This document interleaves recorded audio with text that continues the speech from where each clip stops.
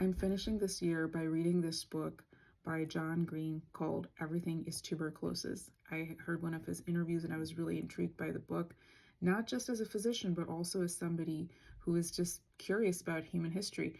This book is such a fascinating read on how tuberculosis has shaped a lot of human history.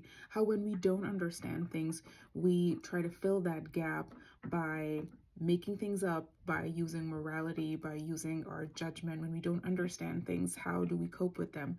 Also, as somebody who studies perfectionism, who talks about perfectionism, I was very fascinated to learn more about how consumption or tuberculosis has really shaped the cultures and standards surrounding beauty from the time when it was really favorably looked upon to have consumption and how that shaped your beauty.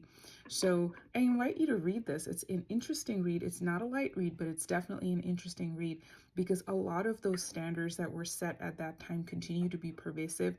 A lot of those standards show up in a culture where we put those really rigid beauty standards upon us in much of the Western world. So fascinating read and interesting to see how disease has shaped human history, specifically tuberculosis.